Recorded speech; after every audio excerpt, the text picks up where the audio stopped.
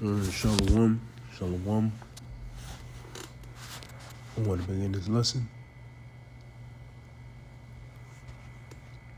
by giving all praise, honor, and glory to our power, Yahweh, Bahashem, Yahweh Shai, Bahashem, Rachak Wadash. Double honors to the apostles and the elders of Great Millstone, who have taught us all this truth in the spirit and power of Yahweh, Bahashem, Yahweh Shai. I am Shaquat, and I am back here with another lesson, Lord willing and edifying to the hopeful elect, Yahweh, Bahashem, Yahweh Shai, Barakatham. To you sincere, Akim, walk with you, man, and sincere shalom to you brothers out there pushing this truth on the highways and the byways and through the YouTube lessons, man, shalom to you all. Lord willing to be edifying and exhorting to the elect. Alright, so as you see by the title of the lesson, how to survive a nuclear blast. How to survive a nuclear blast, which I'm going to tell you right now, it's not possible. It's not possible for America to survive nuclear warfare, though it's contrary to what the popular beliefs, feel. A lot of people feel otherwise, that America would survive a nuclear war. But we're going to prove to you today, through the spirit of Yahweh Bashem Yahweh Shai, through the scriptures, that it's not going to take place. So I do want to get this news article, and I would like to first start off by saying this video is going to be operated under the Fair Use Copyrights Act of 1976. All right, I'm simply giving my criticism and opinion, and I'm teaching and showing research and news reporting within this video on something that was publicly posted, so I'm well within my rights.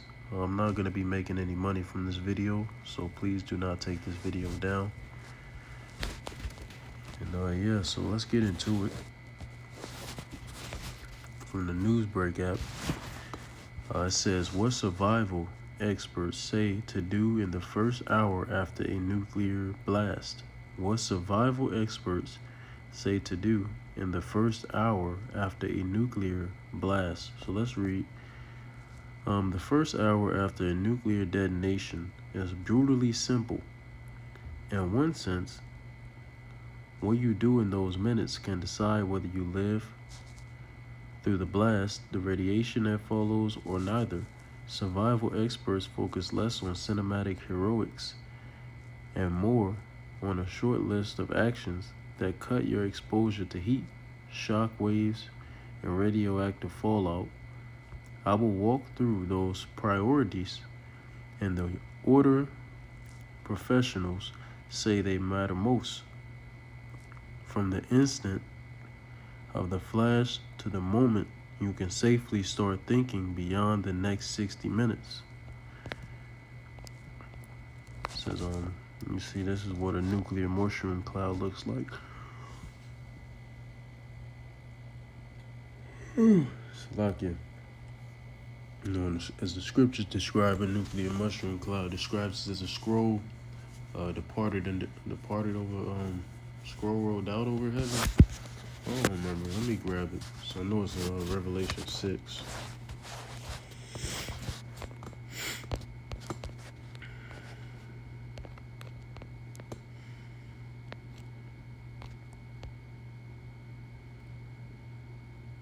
Yeah, it's Revelation 6 and 14.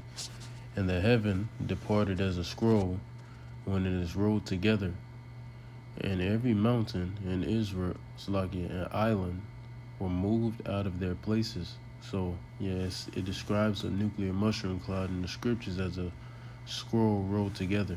All right, heaven as a scroll when it is rolled together, and that's a nuclear mushroom cloud. All right.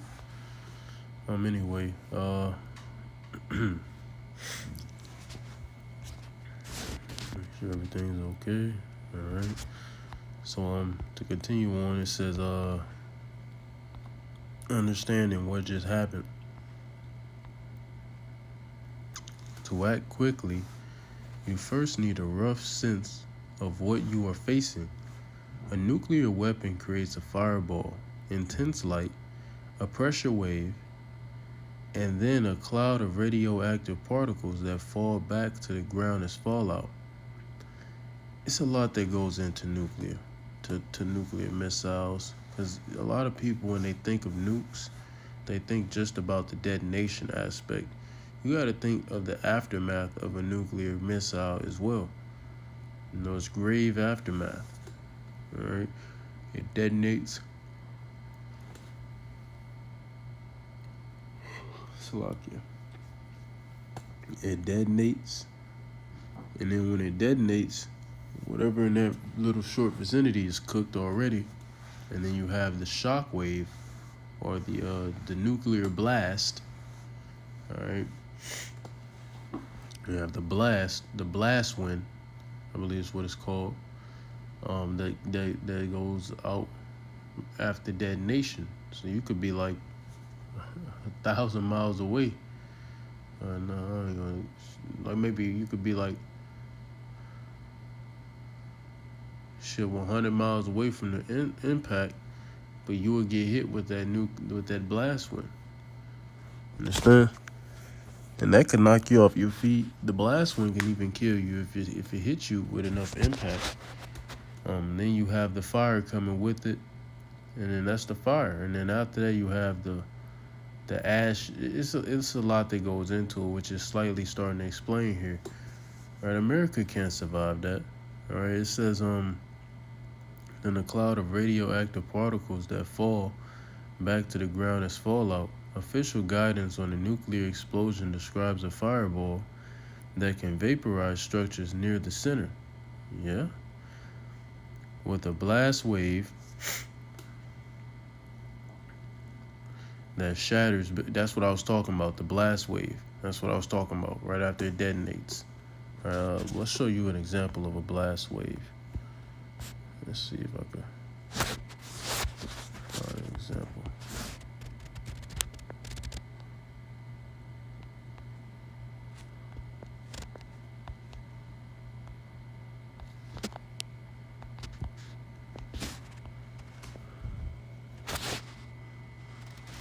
Let's see if I can get you a video of something like that.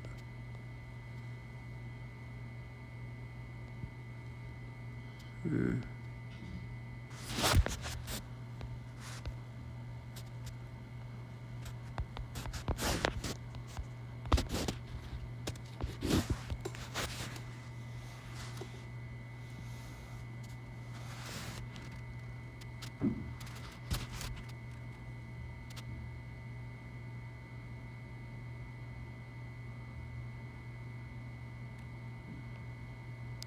Maybe this will work.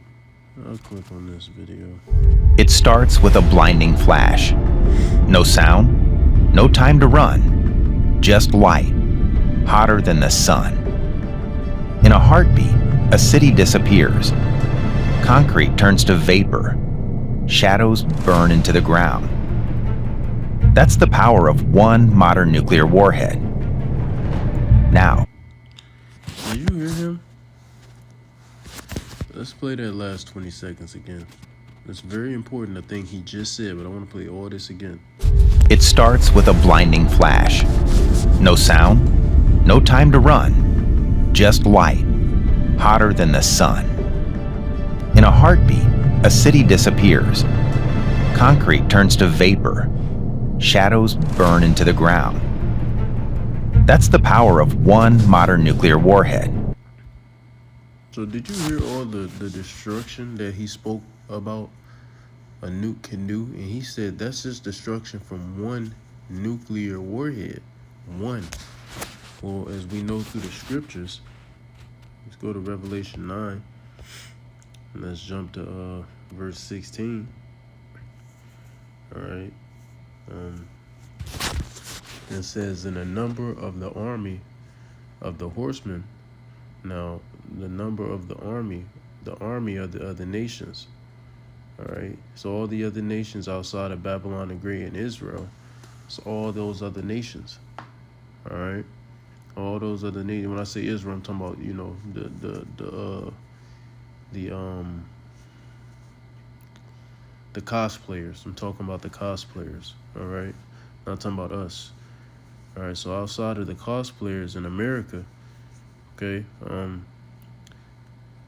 those are the armies, or even America's allies, because we know through Revelation 17 to 16, America's allies are going to turn on them, right? But it says, so now we know what the army is. The horseman is talking about, what does a horse represent all throughout the scripture? It represents power. As a matter of fact, if I click on that, that should come up. You know, it should, but if it doesn't, Blue Letter does change things a lot, but if it doesn't, it still stands. It means power. So it says equestrian. The horseman, cavalry, cavalry force. How about I just do this because it's not coming up as I wanted to. Let's do this.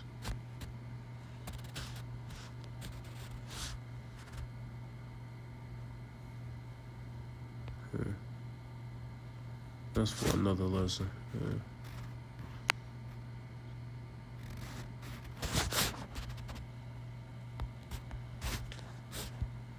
I'll type in.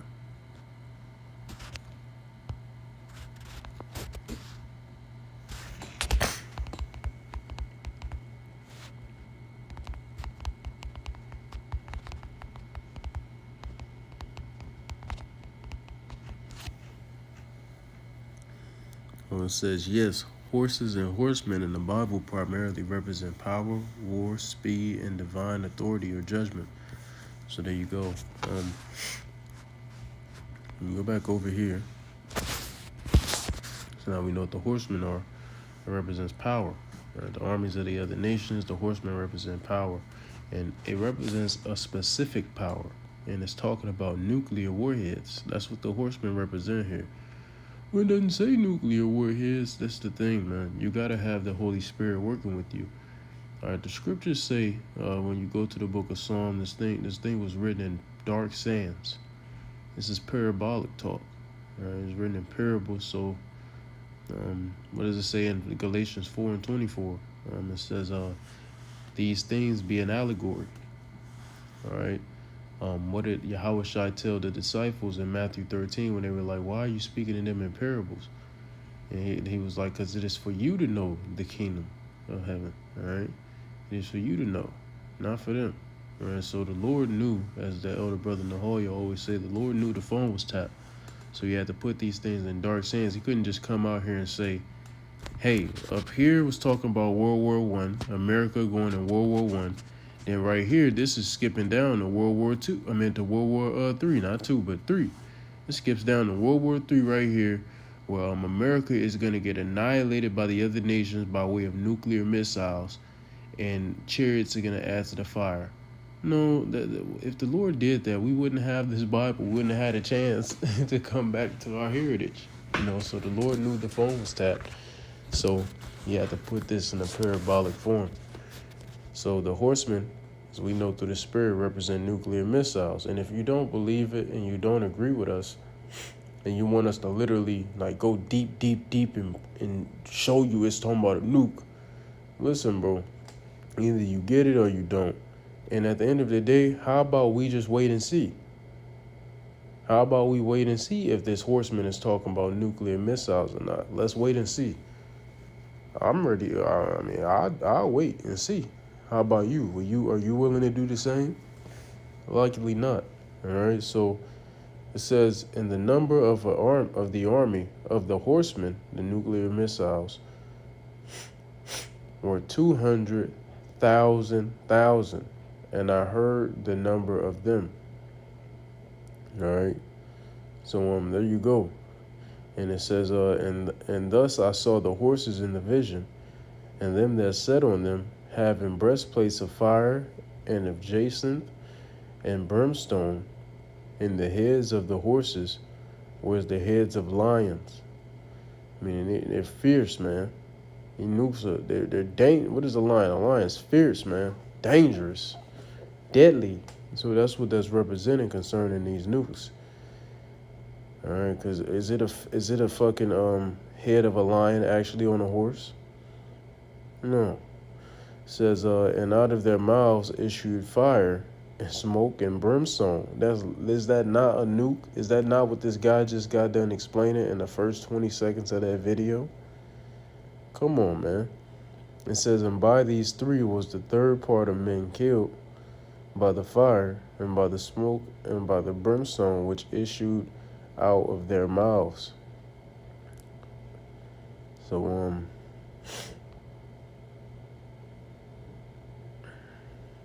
yeah, that's it. That's all I wanted to get there. So yeah, back to here. 200,000. So these nuclear warheads are going to consist of 200,000. But when you do the math, that comes out to 200 million. Let's show you. 200,000 times 1,000. That comes out to 200 million. You understand? So that guy said that's the damage that one nuke can do. One. Well, how about another 199,999,999 nuclear warheads coming to smack down as well? How about that? You know? And that's only a damage of one, and you have this many more coming after that. So America doesn't have a chance.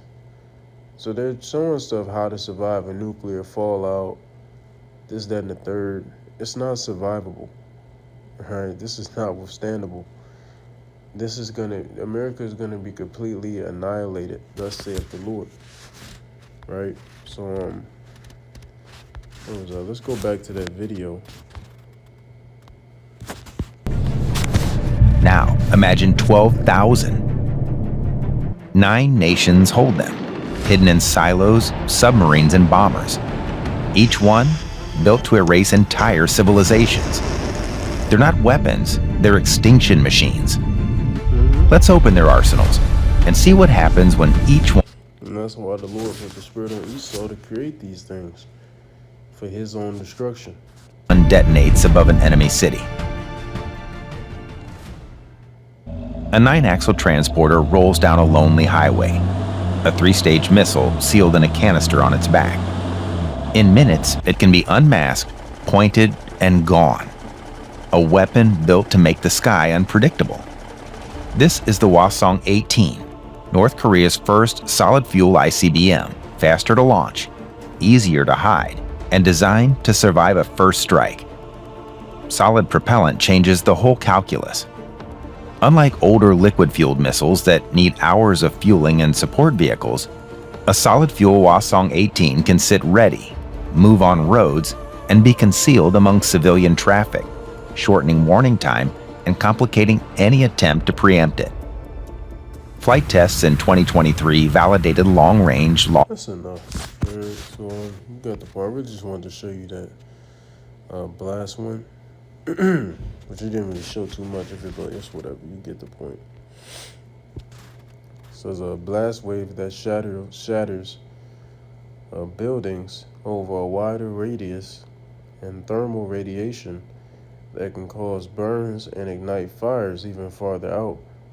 That same material explains that the detonation also produces prompt radiation and then delayed radiation from fallout, which is made up of radioactive particles lofted into the atmosphere and carried downwind. Experts distinguish this from a radiological attack involving so-called dirty bombs and other devices which spare radioactive material without the same scale of blast or fireball. In a full-scale nuclear strike, the combination of blast, heat, and radiation can cause mass casualties in seconds and will. But people outside of the immediate fireball still have a chance to protect themselves. See, that's the thing. They're giving you all false hopes, saying if you're not directly near the nuclear blast, you can still protect yourself. You can still, you have a chance to be all right. You have a chance of survival. Listen, man. If when the nukes fly, 200 million, all right? And this is not even including the nukes that are going to hit Israel. This is not including the nukes that are going to hit certain other parts of the world. This is only concerning America, that part. 200 million nuclear warheads is going to detonate on America. So if you're out of the blast radius, the direct radius of the blast for a nuke that lands, don't worry, more are coming. More are coming. It's literally gonna be overkill. So you can't go nowhere. You don't have a chance. That's the point we're trying to make. You don't have a chance. This is just giving you all false hope. Like back in the late 1900s when they were afraid, the mid to late 1900s when they were afraid of nuclear war and shit, and they had schools doing drills like hiding under desks. What the fuck is that gonna do? What is that gonna do? It's not an earthquake. It's not an earthquake, nigga. What is hiding under a desk gonna do? Like, come on now.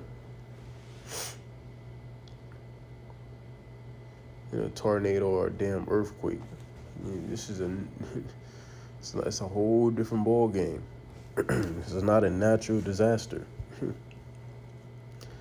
Federal planners emphasize that even in a worst case scenario, many people beyond the central zone will survive the initial explosion and can dramatically reduce their radiation dose if they move quickly to shelter and follow basic protective steps, which is, like I said, this is all giving false hope.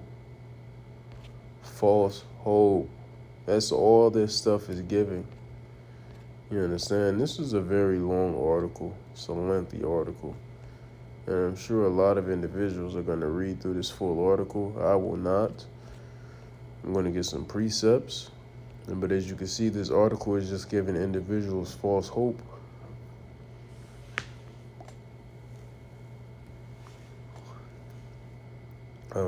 Believing that they can gather the means and intel to survive nuclear war, which is imminent, which is pending on America. Because everybody knows nuclear war is going to happen. It's going to take place, right? It's a matter of how, what's going to cause it, and when, you know? So, and everybody knows, even your average everyday citizen, everybody knows America's number is about to get called. America's number is about to get called, you know? But this is just giving individuals false hope. Listen, if you are not of the elect, you will be caught up in this blast. You will be caught up in this fire, in this destruction. Unless you are of the elect, you will be caught up in this. It's going to be even so bad that the Lord, as he said in John 5, he's going to even resurrect individuals who already passed and put them in vessels just so they could feel the fire. You know, so you're not getting out of this if you're not of the elect. If you're not of the elect, there's no survival plan. The only survival plan is the Lord. That's our survival plan. All right? Niggas got bug out bags, which is nothing wrong. Say a brother or sister has one. There's nothing wrong with that. You know, there's nothing wrong with slightly preparing carnally. You know, better to have it and not need it than to need it and not have it.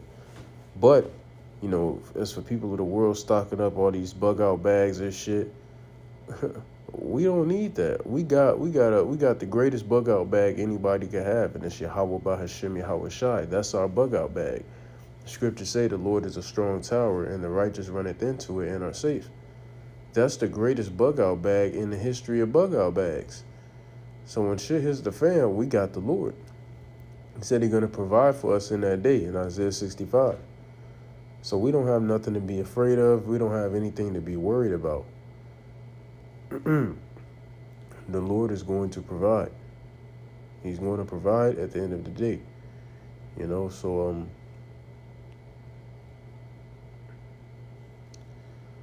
yeah. to continue on. Well, no, I'm done with this. I'm done with this article.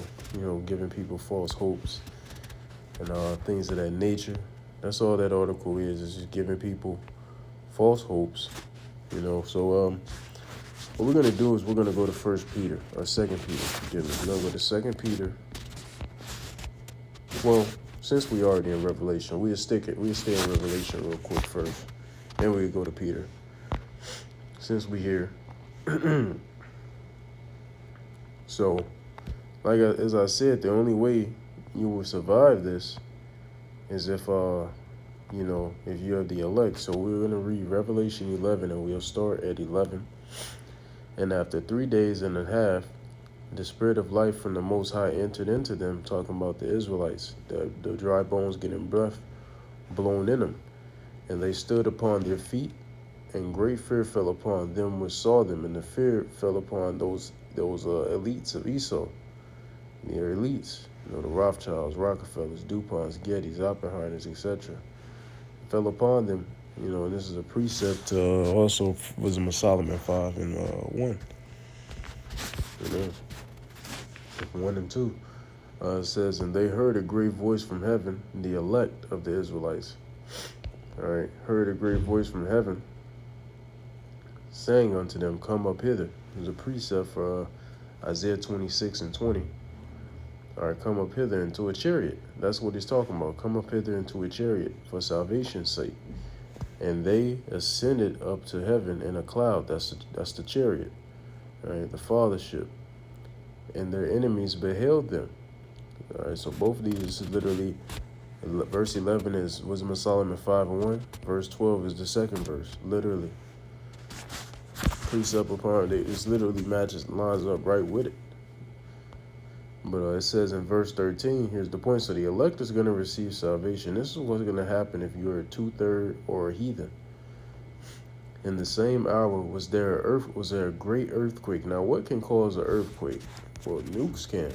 Nukes can. Matter of fact, let's show you. Can nukes cause great earthquakes?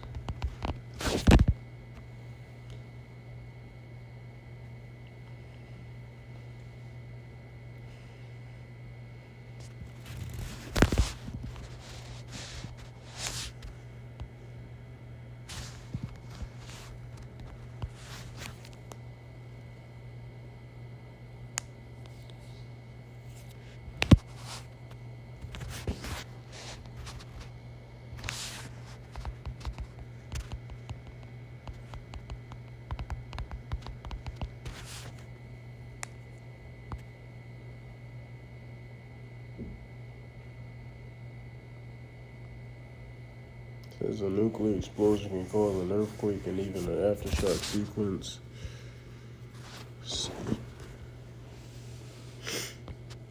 They don't really want to give me no information concerning it.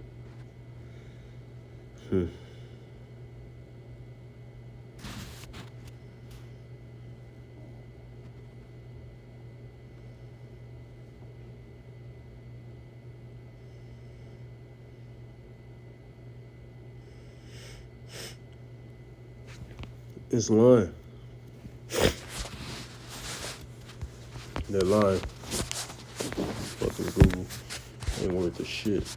Yes, these nukes can cause earthquakes, man. Great earthquakes.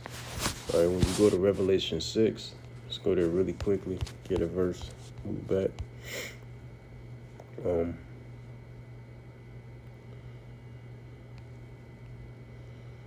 What I read earlier, verse 14, we read at 13, Revelation 6 and 13, and the stars of heaven fell unto the earth, even as a fig casteth her untimely figs, when she is shaken of a mighty wind.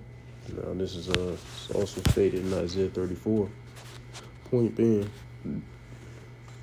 these stars that fell onto the earth are talking about nuclear warheads. And it says, and the heaven departed as a scroll, as I read earlier, when it is rolled together, and every mountain and island were moved out of their places. So if mountains and islands are moved out of their places through this, is that not earthquakes? Is that not something earthquakes can do? So Google and AI is just bullshitting. You understand? It says mountains and islands are going to be completely moved out of their places. Some are just going to be completely just, non-existent anymore. All right. So it says, in the same hour was there, because all this is going to happen within an hour. The salvation and the destruction, all this is going to take place in an hour. The scriptures say also in Revelation, it's just going to take an hour to completely destroy this place. So all this stuff is going to happen in literally 1 hour, 60 minutes. No cap. It says, in the same hour was there a great earthquake, and the 10th part of the city fell, and in the earth was slain of men 7,000. And the remnant were affrighted and gave glory to the God of heaven. So yeah, that goes back into being scarcely saved. We even gonna be afraid, Lord willing, we have that number. The point is, it says the 10th part of the city fell. Now we believe through the Spirit, because America, as it should be common knowledge today, is made up of 10 FEMA zones. All right, we believe like it's gonna be negotiations between Russia and all the other nations in America, and they, negotiations might fall through, and they be like, okay, drop one on New York City, drop one on New York, and be like, oh, okay, they negotiate, and then okay, fuck that, it fell through, drop one on Texas, negotiate again, all right, fuck it, drop one on Missouri, and things like that. But the point is, the 10th part of the city fell, meaning that last FEMA zone fell. It says that in the earthquake were slain of men 7,000. The earthquake is talking about the nuclear destruction. Was slain of men 7,000. Well, what does the number 7 represent? It represents completion. So there's going to be a complete slaying of men, destruction, death of men. So that means no one is going to survive. This is going to be a complete destruction, a complete annihilation. Unless you are of the elect and you're going to get beamed up onto a chariot, you are not going to survive this. That's why we are telling you, they are just giving you false hope, because you won't survive. They're giving you false hope. You will not survive. You will not. This is not something you can survive. So as we're saying, they're just giving you false hope. It says, the second woe is past, meaning the Second World War. And behold, the third woe cometh quickly. What's the third woe? World War III. So World War II is already passed, which it has, and World War III is coming very quick. Very quick. You understand? So there you go. So, and what do a lot of people point World War III as being? They're like, this is going to be Armageddon. The valley of the gathering of the troops. The valley of the troops, which in the Hebrew is Harmageddon. All right.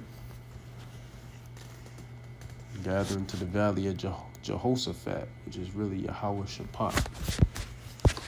So people are not ready for this. People don't want to hear the truth at the end of the day concerning this. But listen, man. Nobody's going to survive nuclear war here in America. If you're over in America, you ain't going to survive, man. This is 2 Peter chapter 3, verse 10. The new heaven and earth, but the day of the Lord will come as a thief in the night, in the which the heavens shall pass away with a great noise.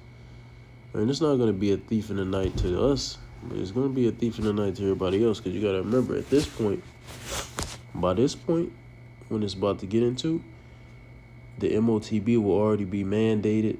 A majority of the people will have it. Society's going to go back to some form or sense of normalcy for the people who have the chip. For the people who don't, you're still kind of going to be off grid, kind of, having to maneuver your way differently. So y'all going to get that peace and safety feel again. That the 1 Thessalonians 5:3 speaks of. You're going to have that peace and safety feel by this point in time, because this is going to be after all hell breaks loose. It's going to be after that. After all hell broke loose and all that stuff, the famine, pestilence, death by the sword and all that, martial law, FEMA camps. This is going to be after that, when the chip is mandated.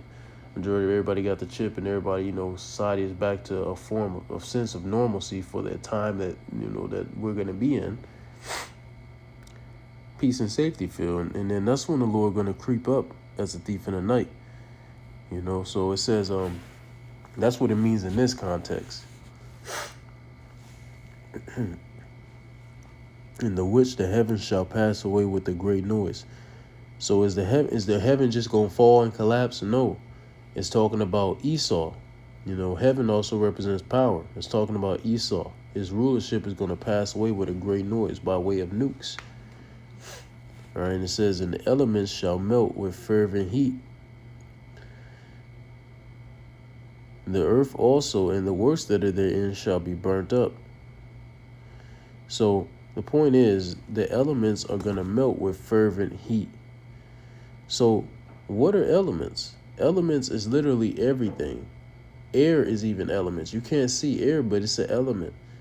Everything in America is going to be burnt up with fervent heat. Everything in America is going to be melted with fervent heat. It says the elements. Everything is an element. The ground, the trees, you, the air, animals, bodies of water. Everything is made up of elements. So literally everything is going to burn. It's not like the Lord say, some elements shall melt with fervent heat. No, it said the elements shall melt with fervent heat. It didn't say some, 75%, a quarter. No, it just said the elements shall melt with fervent heat. This is not a survivable thing. That's what a lot of people, they don't realize. This is not survivable. You're gonna realize the hard way, but anyway, that's the point I want to get there. Let me go here. I got that. So I want to get Jeremiah 51:8. Let's jump there.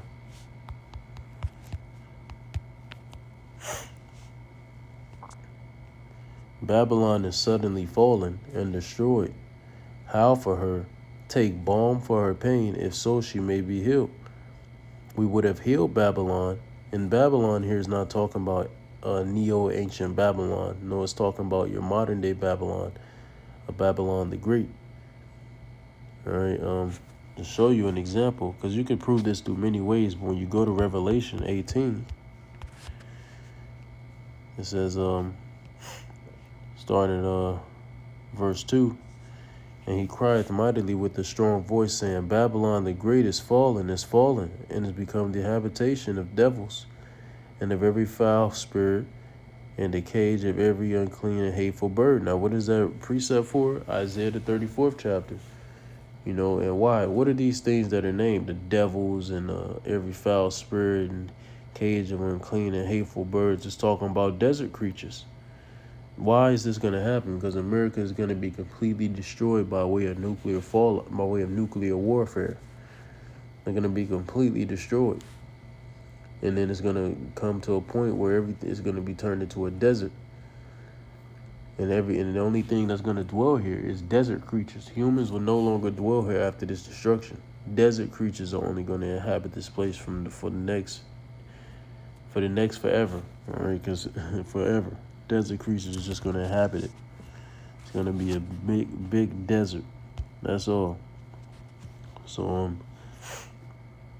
go back to Jeremiah 51. So Jeremiah 51 and 9, we would have healed Babylon, but she is not healed. Forsake her, and let us go everyone into his own country, which that stuff is happening right now. A lot of people are forsaking Babylon and going to their own country. That's Isaiah the 13th chapter right there. I believe it's Isaiah 13, around 18, something like that. But even individuals, they're doing that now. A lot of people are leaving Babylon, and they're no longer allied with them, etc.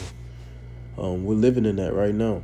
It says, for her judgment reacheth unto heaven, and is lifted up even to the sky. So this place is not going to be healed. That's the point. America is that great whore that sitteth on the beast. She's not the beast. America is not the beast, but it's the great whore that sitteth upon the beast. So it's the leader of the beast. It's the head. You understand? So America is not going to survive this. There is no rebuilding this back. There is no post-apocalyptic scenery for America. There is no phoenix rising out of the ashes situation here for America. When America gets destroyed, it's going to stay destroyed. That's it. There is no healing in this place once it gets destroyed. When the Lord destroys this place, she will not be healed. And that's just point blank, period. So you go to Isaiah 34. God's wrath against the nations. It's Isaiah 34:1. Come near ye nations to hear, and hearken ye people. Let the earth hear, and all that is therein, the world and all things that come forth of it. For the indignation of Yahweh is upon all nations, including his own, outside of the elect. His fury upon all their armies. He hath utterly destroyed them. He hath delivered them to the slaughter. Their slaying also shall be cast out, and their stink shall come up out of their carcasses, and the mountains shall be melted with their blood. That's how bad this destruction is going to be, man. And it says, and all the host of heaven shall be dissolved, and the heavens shall be rolled together as a scroll.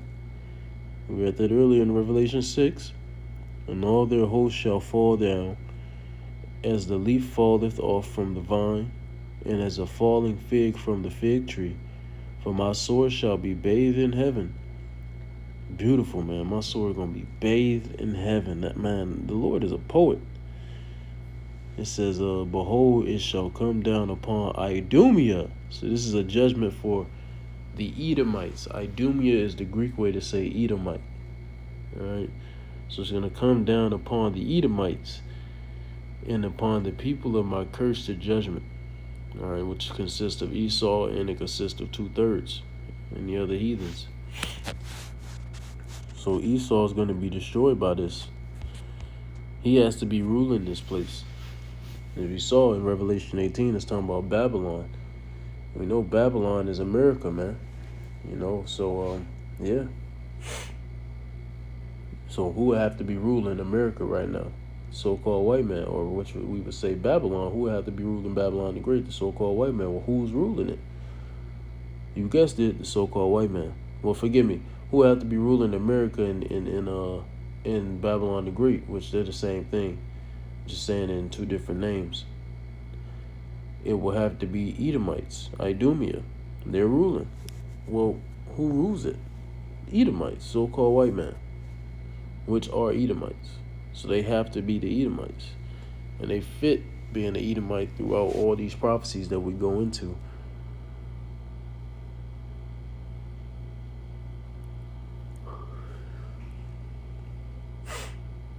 It says in verse 6, the sword of Yahweh is filled with blood. It was made fat with fatness, and with the blood of lambs and goats, and with the fat of the kidneys of the rams. For the Lord hath a sacrifice in Bozrah, which is the chief, the capital in the land of Edom, and a great slaughter. But when it say Bozrah here, it's not talking about the actual land. It's talking about America. It's talking about America, man. Because who inhabits America? Who rules America? Esau. There you go. It's talking about America. It says in a great slaughter in the land of Idumea, which is talking about today America, as well as Israel. Y'all going to be destroyed too. It says, and the unicorn shall come down with them, and the bullocks with the bulls, and their blood, and their land shall be soaked with blood, and their dust made fat with fatness. For it is the day of Yahweh's vengeance, and the year of recompenses for the controversy of Zion.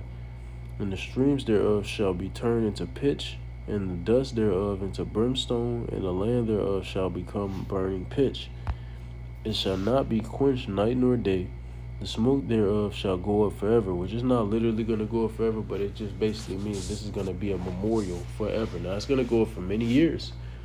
The fire is going to, America going to be burning for years, and then the smoke going to go up for years. But it's not going to last forever. It just means it's going to be a memorial forever. What the fuck not to do? What happens to you if you go against the Lord, if you defy the Lord, basically? It's just like Sodom and Gomorrah, but on a way bigger scale. It says, from generation to generation it shall lie waste. So, like I said, nobody else is going to inhabit this land. All right, it's going to be a land for desert creatures. It says, none shall pass through it forever and ever, for the cormorant and the bittern shall possess it. The owl, the owl, also and the raven shall dwell in it, and he shall stretch out upon it the line of confusion and the stones of emptiness. So there you go, and these are all desert creatures. It says, they shall call the nobles thereof to the kingdom, but none shall be there, and all her princes shall be nothing. And thorns shall come up in her places, nettles. Let's get to I already got the point, basically.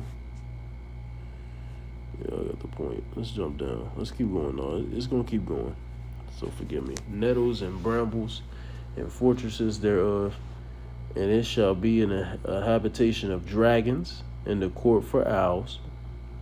As you see, more desert creatures, and owls was already mentioned. The wild beast of the desert, shall also meet with the wild beast of the island, and the satyr shall cry to his fellow. The screech owl also shall rest there, and find for herself a place of rest.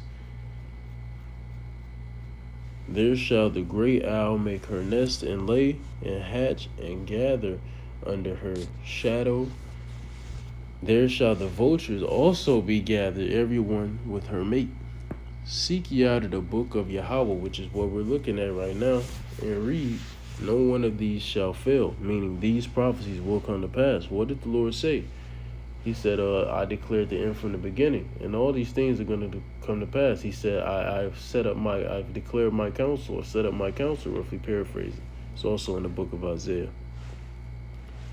None shall want her mate, for my mouth it hath commanded, in his spirit it hath gathered them. And there you go. I think I missed something that I didn't break down. Hold on. I definitely did.